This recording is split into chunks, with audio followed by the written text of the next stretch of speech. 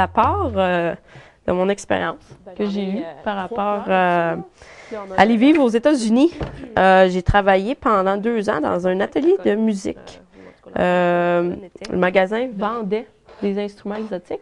Puis, on fabriquait aussi le djembé, le hachiko, puis le junjun. Fait que 3 instruments de musique africains.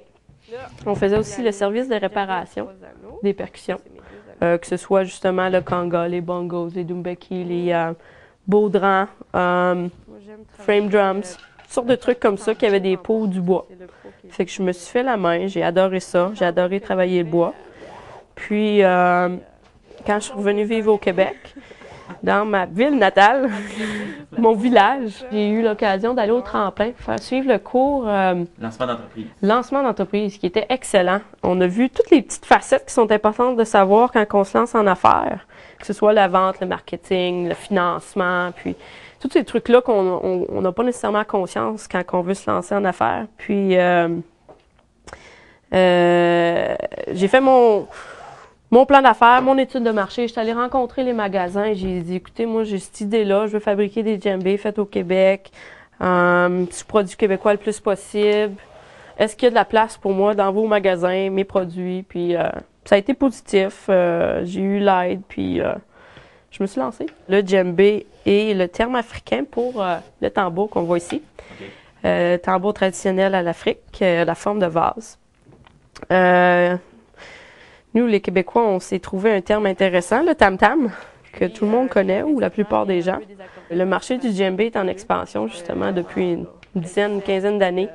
Que ce soit à travers les festivals de musique, où il y a beaucoup plus de percussions, on les voit de plus en plus. Là, dans les 5-10 dernières années, ça en est fait plusieurs. Il y a aussi les cours sur le djembé, tout simplement.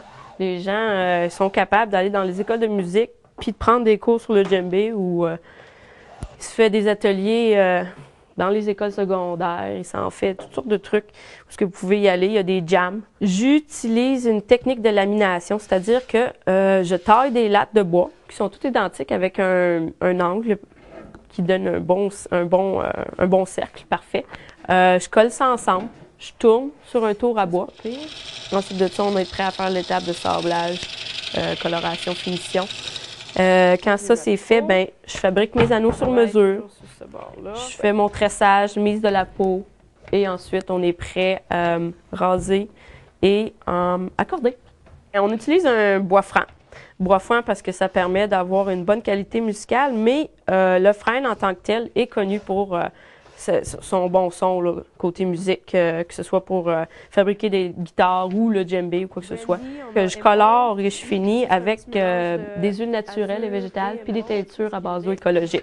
La peau de chèvre africaine est connue pour sa qualité sonore.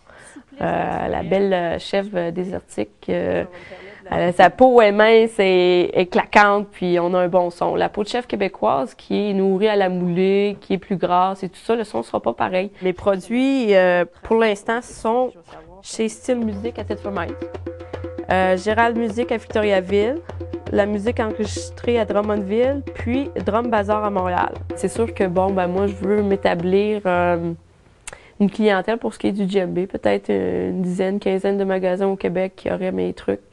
Je veux diversifier mes instruments. C'est-à-dire que je fabrique le djembé, mais j'aimerais ça peut-être avoir 1 ou 2 autres instruments. Je veux pas me lancer trop là, dans la description, en tout cas, mais j'aimerais peut-être pouvoir tanner mes propres peaux. Avoir un produit qui est totalement québécois. Puis justement, réutiliser les peaux de chèvre québécoises qui se perdent, qui se jettent. Fait que ça, c'est une idée, mais bon...